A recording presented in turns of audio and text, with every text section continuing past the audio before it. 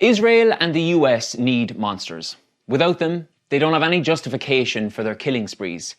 The US's illegal and immoral war in Iraq was justified because in Bush's terms, Iraq was part of an axis of evil. Without a monster, Israel's genocidal response to October the 7th is indefensible. The presence of a monster means that they are fighting an evil Bush baddie. And so the rules of the game change. Civilians can die in bone-chilling numbers because who knows if they're really civilians. They may have been infected by the monster. And anyway, can we really trust the numbers when it's the monster who's reporting them? So, was a monster on the loose on October 7th? Initial reports certainly seem so. 1,400 killed, 200 plus taken hostage, bloodthirsty targeting of innocent civilians at a music festival, reports of pregnant women being sliced open, 40 beheaded babies, reports of some of them even being baked. Now, it was hard to imagine a militant group in the middle of an existential do-or-die operation taking the time out to bake a baby, but howsoever. These acts are almost beyond human comprehension, and Israel and the US were quick to call monster. Hamas equals ISIS equals evil. Piers Morgan, over and over, stated that it was hard to imagine what a proportionate response should be to such a barbaric attack. In other words, Israeli carte blanche. Jordan Peterson, chomping on some beef, tears streaming down his face, tweeted, "Give him hell." Again, alluding to that eternal battle of good versus evil.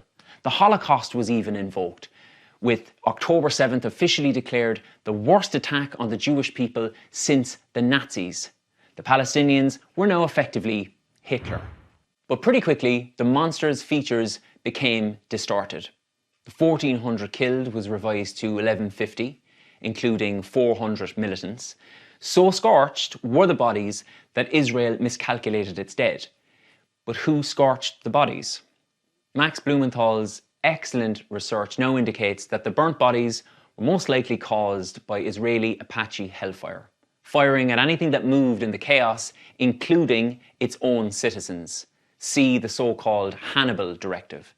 Human rights lawyer Noura Erakat contends that the militants knew nothing of the music festival and that the revelers were most likely killed in the crossfire between Hamas and a panicked, humiliated Israeli occupation force. There's still no hard evidence of any beheaded babies, baked or otherwise, dissected pregnant women. Does this absolve Hamas of its crimes? Absolutely and obviously not.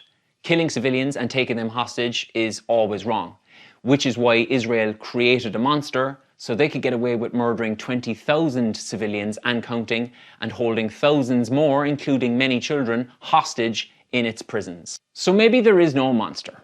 Maybe the lurid tales of oven-baked babies are just another typically racist attempt by the Israeli regime to propagandize Arabs as amoral human animals. Or, if there is a monster, maybe it's just not the one you think. Maybe the monster is the one who makes up stories so it can get on with its dirty business in the dark without the irritating accusations of genocide and ethnic cleansing ringing in its brutish ears.